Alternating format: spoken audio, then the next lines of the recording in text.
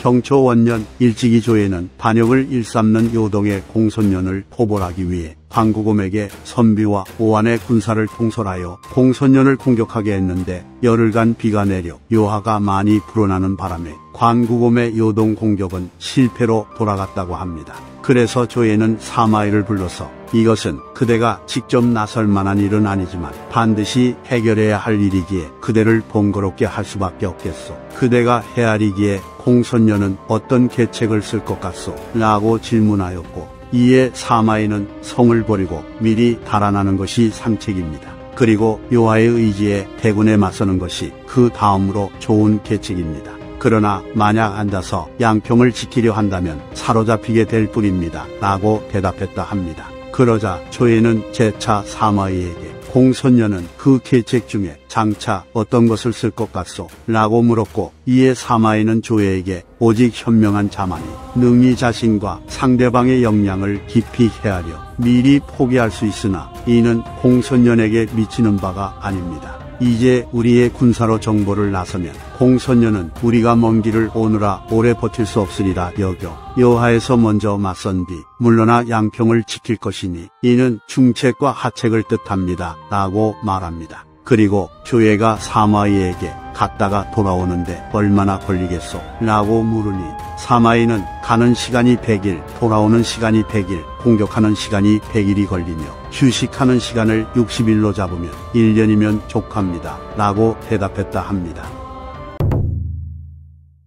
경초 2년 사마이는 장군 우금, 호준 등과 보기 4만 명을 이끌고 낙양에서 출진했고 조예가 직접 수레를 타고 이를 전송했으며 조예는 사마부와 사마사에게 명하여 사마이의 고향인 온현을 지나게 하면서 곡식과 비단과 소와 술을 하사하고 군수와 전농 이하 모든 관원들에게 사마이를 방문하라고 명했다 합니다. 그리하여 사마이는 고향인 온현에서 오랜만에 장로들과 옛 친구들을 만나 여러 날 동안 잔치를 열었는데 그는 갑자기 탄식하고 장연히 있다가 느끼는 바가 있었는지 천지가 개벽하여 해와 달이 다시 빛나는구나. 좋은 기회를 만나 힘을 다해 멀리 원종을 가니 장차 무더러운 것들을 쓸어 없애고 돌아와서 고향을 지나겠노라. 만리를 깨끗이 하고 온 세상을 모두 가지런히 정리할 것이니 공이 이루어진 것을 고한 뒤에 노인으로 돌아와서 무양에서 죄를 기다리겠노라 라는 노래를 읊었다고 합니다. 이후 사마이는 군을 이끌고 다시 진격해 관구곰의 수만 군대를 자신에게 합류시킨 뒤 요하에 이르렀는데 예상대로 공손년은 장수 비연, 양조 등과 보기 수만 명을 요하에 주둔시켜 수비를 하며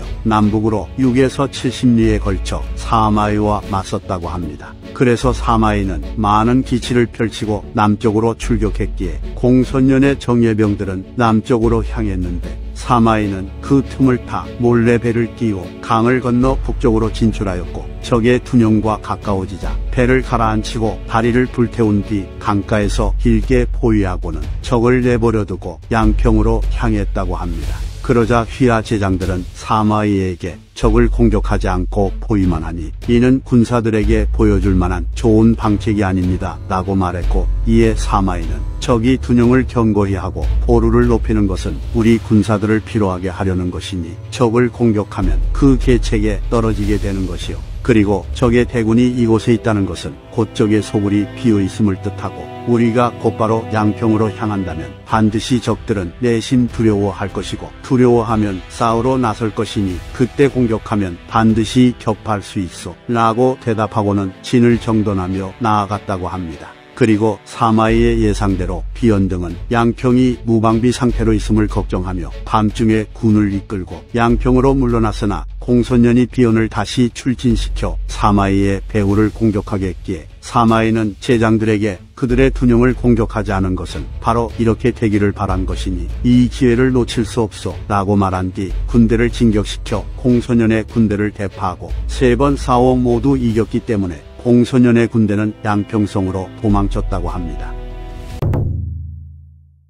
사마이는 양평성을 포위한 뒤 성 주위에 참호를 팠는데 때마침 장마비가 30여일 동안 내려 요하가 크게 불어나 물자를 운송하는 배가 성 아래까지 이를 수 있을 정도였고 홍수가 나서 물이 평지에서도 수척에 이르렀기에 정군이 두려워하며 둔영을 옮기려 했으나 사마이는 군중에 영을 내려 감히 둔영을 옮기자고 말하는 사람이 있으면 참수한다고 했다 합니다. 그리고 도덕영사 장정이 눈치 없이 군령을 어기자 바로 목을 베어 자신의 말이 장난이 아님을 알렸기에 군사들은 군법을 엄수하며 자신들의 둔영을 지켰고 마침내 위나라 군대는 안정을 되찾았다고 합니다. 그런데 이러한 상황에서 공소년의 군대는 물을 믿고 태연히 나무를 베고 말과 소를 방목했기에 장수들은 계속 대기하고 있는 상태를 참지 못하고 이를 공격해 엎고자 했으나 사마이는 군대가 출진하는 것을 허락하지 않았다고 합니다. 그러자 사마 진규가 사마이를 찾아와 예전에 상용을 공격할 때는 팔부로 아울러 나아가며 밤낮으로 쉬지 않았으니 능히 5에서 6일 만에 견고한 성을 함락하고 맹달을 참수할 수 있었습니다. 그런데 지금은 멀리 왔으나 편안하고 느슨하게 있으니 어리석은 제가 생각하기에 당혹스럽습니다 라고 말했기에 사마이는 맹달은 군사가 적어 1년을 지탱할 수 있는 식량이 있었으나 우리 병사들은 맹달의 군사보다 4배에 달해 한 달을 버틸 수 없었으므로 한 달로 1년을 도모하는 셈이니 어찌 서두르지 않을 수 있었겠소. 그리고 병력 넷으로 하나를 공격하는 것이니 설령 그중 절반을 잃더라도 도리어 적을 당해낼 수 있었소. 그래서 사상자를 헤아리지 않았으니 이는 군량으로 적과 경쟁한 것이요. 그러나 지금은 적의 군사가 우리보다 많아서 적은 굶주리고 우리는 배부르며 큰 비가 이리 내려서 제대로 공격을 할 수 없으니 비록 급히 서두른다고 할지라도 또한 무엇을 할 수 있겠소. 나는 수도에서 출발한 이래 적이 공격하는 것을 우려하진 않았고 오직 적이 달아나는 것만 걱정했소. 지금 적의 군량이 거의 소진되었고 우리의 포위망이 아직 완성되지 않았는데 적의 우마를 약탈하고 뗄나무를 채취하는 것을 노력질한다면 이는 그들을 내몰아 달아나게 하는 것이요. 무릇 병법은 궤도이고 일의 변화에 잘 대처해야 하오. 적은 그들의 병사의 수가 많은 것과 비가 오는 것을 믿고 있으므로 비록 굶주리고 공공할지라도 아직 손을 묶고 항복하려 들지 않으니 우리는 마땅히 무능함을 보여서 그들을 안심시켜야 하오. 작은 이익을 취하기 위해 적들을 놀라게 하는 것은 좋은 계책이 아니오 라고 답변했다 합니다. 또한 이때 당시 조정에서는 사마이의 군대가 비를 만났다는 소식을 듣고는 군대를 물려야 한다고 했으나 조예가 사마이는 위기에 처해도 변화를 제어할 수 있으니 오래지 않아 공손년을 붙잡아 올 것이오 라고 말하며 사마이를 믿어줬다고 합니다. 결국 비가 그치며 양평성에 대한 포위망이 완성되었고 사마이는 토산을 쌓고 땅굴을 팠으며 방패인손, 막루인로, 갈고리인 구, 충차인 충 등 모든 수단을 이용하였고 화살과 돌을 비오듯 쏟아부으며 밤낮으로 공격했다고 합니다. 그리하여 공손년은 궁지에 몰렸고 성 안의 식량이 다하여 서로 잡아먹어 죽은 자가 매우 많았기에 장군 양조 등이 몰래 성을 빠져나가 항복을 했다고 합니다. 게다가 색이 희고 갈기털에 수염이 달려있는 장성이 양평성 서남쪽에서 동북쪽으로 흘러 양수에 떨어지니 성 안에 있는 사람들은 매우 놀라며 두려워했고 특히 공손년이 이를 불길하게 여기며 가장 두려워했다고 합니다. 그래서 공손년은 상국 왕건과 보사대부 유보를 사마이에게 보내 항복을 구하며 포위를 풀면 면박할 것이라 청했으나 사마이는 이를 불허하고 왕건과 유보를 붙잡아 모두 참수하고는 공손년에게 경문을 보내 옛날 초나라와 정나라는 국력이 대등하였으나 정나라의 정백은 도리어 우통을 벗고 양을 끌며 초나라군을 영접했다.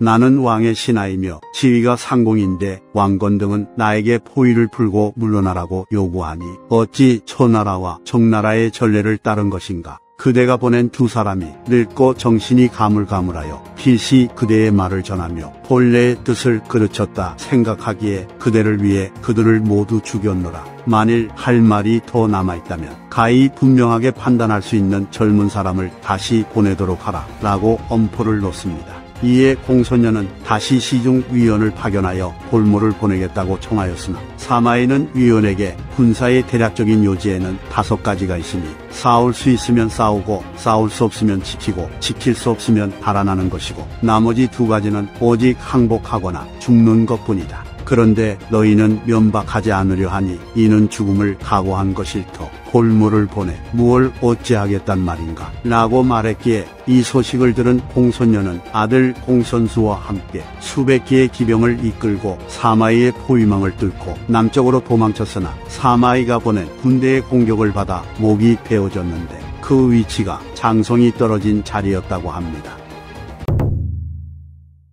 사마이는 공손년을 죽이고 나서 양평성에 입성하였고 2개의 표지를 세워 어린 사람과 나이 든 사람을 구별한 뒤 나이 15세 이상의 남자 7천여 명을 모두 죽여 경관을 만들었고 공손년이 임명한 관리들과 공손년의 장군 필성 등 2천여 명도 죽였다고 합니다. 또한 병사들 중 추위에 떠는 자들이 있어 저고리를 청했으나 사마이가 이를 내어주지 않았기에 어떤 이가 다행히 헌 저고리가 많이 있으니 그들에게 줄 수 있습니다 라고 했는데 사마이는 저고리는 관의 물건이니 신화된 몸으로 사사로이 베풀 수 없다 라고 말했다 합니다. 이처럼 사마이는 냉혈한의 모습을 보여주지만 군인 중 나이 60세 이상의 천여 명은 군역을 파하여 돌려보냈고 군관 중 종군하다 사망한 자는 장례를 치른 뒤 그 시신을 집으로 돌려보내는 모습도 보여줍니다.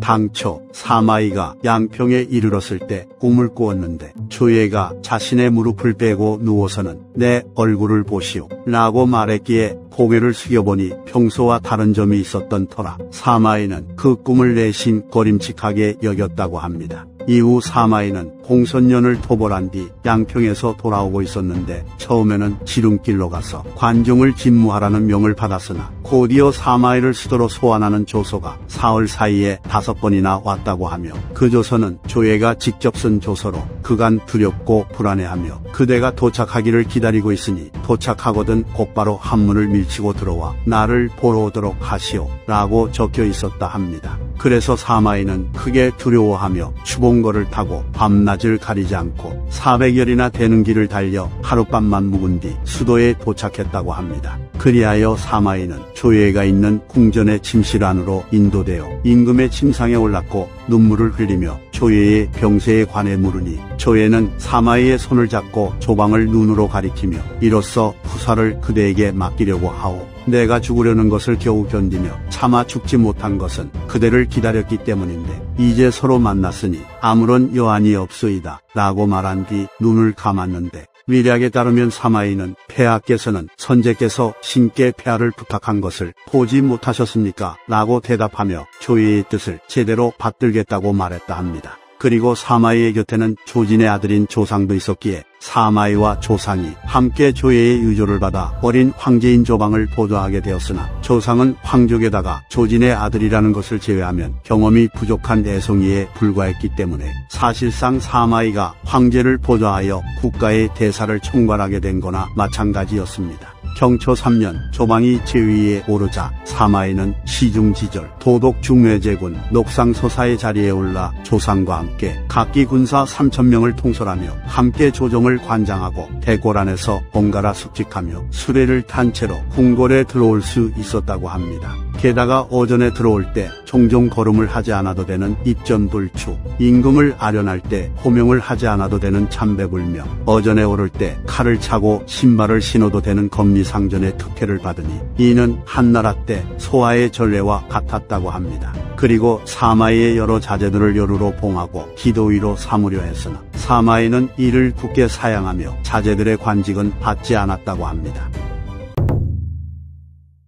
사마이는 자신이 조정을 주도할 수 있었으나 조상을 배려하며 그와 함께 일을 하려 했는데 이와 달리 조상은 홀로 권력을 잡고 싶었기 때문인지 자신의 측근 중 한 명이었던 정밀의 계책을 받아들인 뒤 조방에게 표를 올려서 태위였던 사마이가 태부로 임명되도록 일을 꾸몄다고 합니다. 이는 겉으로는 사마이를 존중하여 더 높은 직책에 앉히는 것이었으나 실제로는 사마이를 명예직인 태부에 있게 하여 권력에서 멀어지게 하는 것이었고 이로써 조상은 상서에서 주관하는 주사를 자신을 통해서만 행해지게 하여 사실상 권력을 독차지하게 됩니다. 그리고 보통 사마이가 태부가 되면서 모든 업무에서 손을 놓고 귓방 늙은이가 된 것으로 알려져 있지만 그것은 사실이 아니며 오히려 사마이는 조예 시절 때 만들어 놓은 사치품들을 모두 제거하여 비용을 절약해야 한다고 상주하며 조정의 일에 관여하는 모습을 보여줍니다.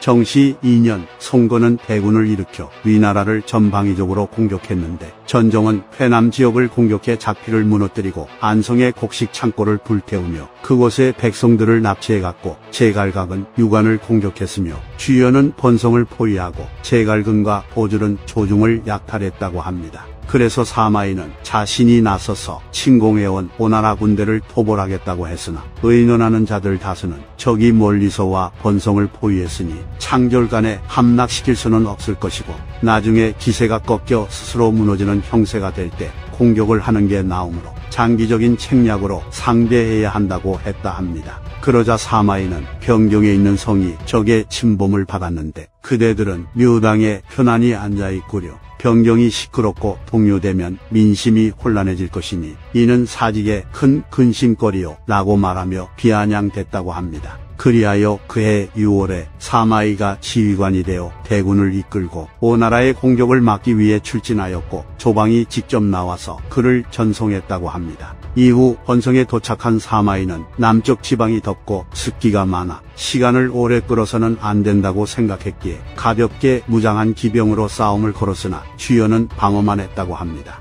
그래서 사마이는 군사들을 쉬게 하며 정예를 뽑고 선봉대를 모집하여 적을 반드시 격파하겠다는 태세를 보여줬기에 주연의 군대는 밤중에 퇴각을 했고 사마이는 이를 놓치지 않고 추격하여 만여 명을 베고 수많은 배와 군수 물자를 거두고 돌아왔다고 합니다. 이와 같은 공으로 사마이의 시급은 1만호가 되었고 자제 11명 모두가 여루로 봉해지며 사마이의 공로와 덕은 날로 높아졌으나 그는 오히려 더욱 겸손하고 공손하게 처신했다고 합니다.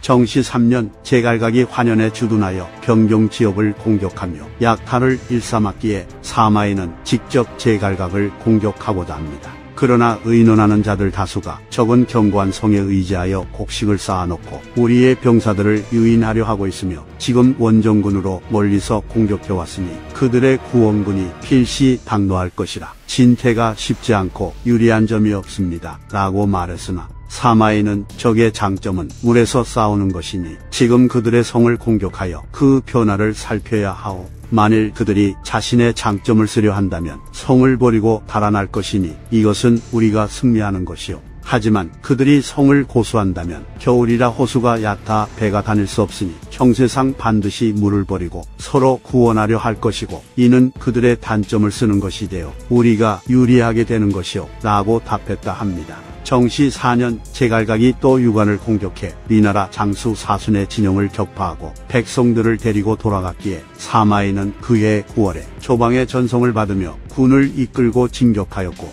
이에 제갈각은 비축해둔 군량을 불태우고 성을 버리고 달아났다고 합니다. 사마이가 계속해서 전공을 세우자 조상 일파인 등양, 이승 등은 조상의 위명을 높여야 한다고 생각했는지 조상에게 촉을 토벌하라 권했고 이에 조상은 총나라를 정벌할 계획을 세웠다고 합니다. 하지만 사마이는 총나라를 정벌한 경험이 있었기에 이를 반대했으나 막을 수 없었고 결국 정시 5년 조상은 6에서 7만의 대군을 이끌고 낙곡을 따라 진격했다고 합니다. 그러나 촉의 험난한 지세와 총나라 장수 왕평의 활약으로 인해 조상의 군대는 진격조차 하지 못하고 큰 피해를 입은 채로 퇴각하였고 한진 춘추에 따르면 관서 지역이 텅텅 빌 지경에 이를 정도로 심각한 타격을 입었다고 합니다. 정시 6년 조상이 중루 중견영을 없애고 그 군사들을 자신의 동생인 조희에게 속하게 했는데 사마이는 전대 황제 때부터 내려온 오랜 제도라 하여 이를 제지하려 했으나 막을 수 없었다고 합니다. 정시 7년 주연이 조중 지역을 침공하여 위나라 병사 1000여 명의 머리를 베고 백성들을 포로로 잡아갔기에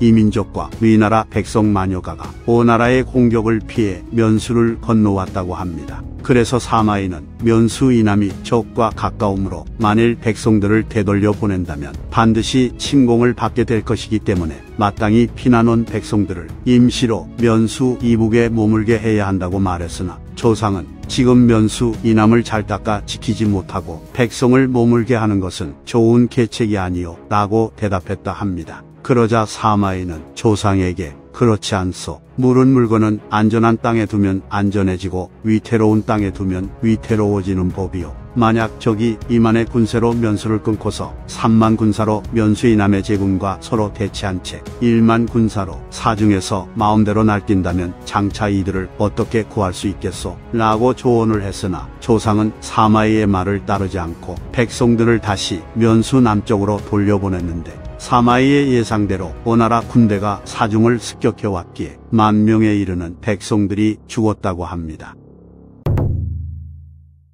정시 8년 조상은 자신의 권력을 더 마음 놓고 사용하기 위해 하안, 등량, 정밀의 모책을 써서 곽태우를 영령궁으로 쫓아낸 뒤 동생인 조이와 함께 금병을 관장하였으며 여직에 친당을 많이 심어놓고 제도도 자신들의 입맛대로 여러 차례 고치는 짓을 저질렀으나 이미 조상 일파가 권세를 쥐고 있었기에 사마이는 이를 제지할 수 없었고 이로 말미암아 사마이와 조상의 사이는 극으로 치닫았다고 합니다. 그래서 사마이는 이때부터 병이 들었다 칭하며 정사에 관여하지 않았고 당시 사람들은 이러한 세태를 노래하며 하등정이 수도를 어지럽히는구나 라고 했다 합니다. 정시 9년 황문장당이 궁녀들 중에서 11명을 뽑아 조상에게 바쳐서 기녀로 삼게 하는 만행을 저지릅니다. 그리고 조상과 그 일파들은 사마이의 병이 위중하다 여겨 묵은지심을 품고는 장당과 더불어 은밀히 공모하여 사직에 해를 끼치려 했다고 하며 이 사실을 알게 된 사마이도 이를 은밀히 방비하니 조상과 그 일파들은 사마이를 의심하게 되었다고 합니다. 때마침 조상 일파 중 한 명인 이승이 형주 자사로 부임했기에 그는 사마이에게 인사를 하러 왔다는 핑계를 대고 사마이의 집에 들러 그의 동태를 살피려 했다고 합니다. 이에 사마이는 병이 깊은 것처럼 속이기 위해 2명의 여종에게 시중을 들게 하고 옷을 잡고 있었으나 옷자락이 땅에 끌렸다고 합니다. 그리고 입을 가리키며 목이 마르다 하여 여종이 죽을 올렸는데 사마이는 죽그릇을 제대로 잡지도 못했고 죽이 모두 흘러 가슴자락을 적셨다고 합니다. 그래서 이승은 이것을 지켜보다가 사마이에게 많은 이들이 명공께서 예전에 걸렸던 중풍이 재발했다고 하더니 전체가 이 지경일 줄은 어찌 짐작했겠습니까? 라고 말하니 사마이는 숨을 헐떡이며 내가 늙고 병들어 죽을 날이 아침 저녁에 닥쳤소. 그대가 병주에 가게 되었다고 들었는데 병주는 흉노와 가까우니 잘 방비하도록 하시오. 그리고 그대를 다시 못 볼 것 같아 두려워서 하는 말인데 아들 사마사와 사마서 형제를 잘 부탁하오 라고 대답했다 합니다. 그러자 이승은 제가 맡은 것은 형주이지 병주가 아닙니다 라고 했고 사마이가 그대가 이제 막 병주에 도착했다고 라고 했기에 이승은 다시 제가 맡게 된 것은 형주로 그것에 부임하게 되었습니다 라고 말했다 합니다. 그리하여 사마이는 이승에게 내가 늙고 기운이 쇠하여 그대의 말을 잘 알아듣지 못했소. 이제 형주로 돌아간다니 크고 훌륭한 덕을 열렬히 행하여 공훈을 잘 세우도록 하시오. 라는 말을 건넸다고 합니다. 이후 이승은 형주로 가기 전 조상을 찾아가서 사마공은 시체와 다름없어 기운이 겨우 남아있고 육체와 정신은 이미 분리되었으니 좋게 걱정할 필요가 없습니다 라고 말했고 다른 날에는 태부가 다시 회복되기 어려우니 가히 애처로운 일입니다 라고 말했기에 조상과 그 일파들은 사마이를 방비하지 않게 되었다고 합니다.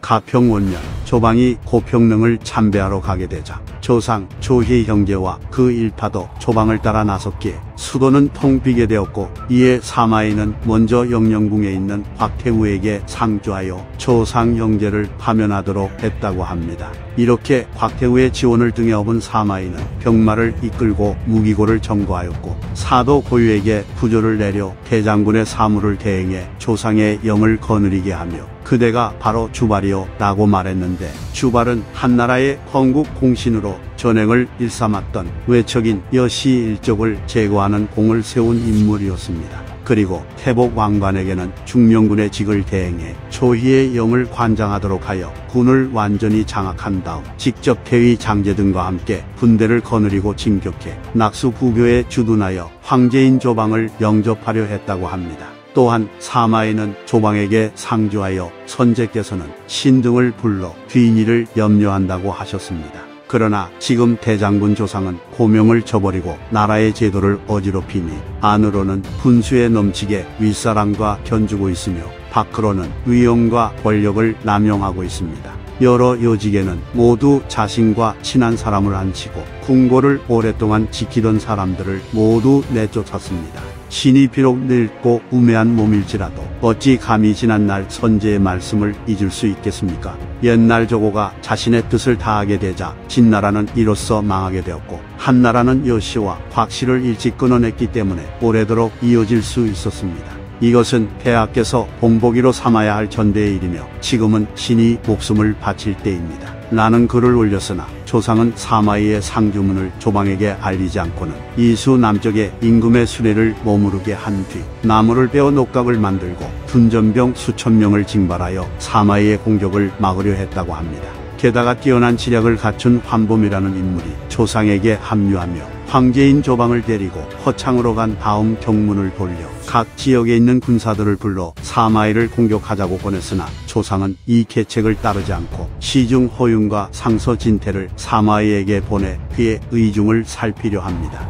그러자 사마이는 허윤과 진태에게 조상의 과실을 모두 열거하며 그에 대한 처벌은 관직을 박탈하는 데 그친다고 했기에 진태 등은 조상에게 돌아와 사마이의 말을 전하며 사마이가 보낸 상주문을 조방에게 올리라고 권합니다. 또한 사마이는 조상이 신임하던 전중교위 윤대목을 보내 조상을 타이르게 했는데 그가 낙수를 가리키며 맹세하니 조상은 사마이의 말을 믿게 되었다고 합니다. 이에 환범은 고금의 사례를 인용하여 백방으로 간언하고 설득하며 조상이 사마이의 제안을 받아들이지 않도록 하려 했으나 조상은 그의 말을 듣지 않고 사마공은 내 권력을 빼앗고자 할 뿐이요 내가 후로서 사저로 돌아간다면 돈 많은 늙은이의 지위는 잃지 않을 것이요 라고 말했기에 환범은 가슴을 치며 경의 죄에 연루되어 나의 가문이 멸망하게 되었소 라고 탄식했다 합니다. 결국 조상은 허윤과 진태를 사마이에게 보내어 돌아가서 죄를 받고 죽음을 청한다 말한 뒤 사마이의 상주문을 조방에게 알렸다고 합니다. 일단 사마이는 조상과 그 일파의 관직을 박탈하는 데 그쳤지만 그는 여기서 멈출 생각이 없었고 또한 조상과의 약속을 지킬 생각도 없었습니다. 그리하여 얼마 지나지 않아 형벌을 담당하는 관리가 갑자기 상주하여 황문장당이 궁녀를 조상에게 바친 일을 문제 삼아 그를 체포해 신문하였는데 그는 조상 등이 반란을 도모하려 했다고 말합니다. 그래서 사마이는 조상과 조희, 하안, 등양, 정밀, 이승, 환범 등을 모두 잡아서 하옥시켰고 대역부도의 죄로 탄핵한 뒤 그들을 모두 죽이고 삼족을 멸했는데 출가한 여자들까지 모두 죽였다고 합니다. 이렇게 조상 일파를 몰아내고 권력을 잡은 사마이는 시급이 2만호에 이르렀다고 하며 그가 오랜 병으로 조방을 배알할 수 없었기에 황제인 조방은 매번 큰일이 있을 때마다 사마이의 집으로 행차해 자문을 구했다고 합니다.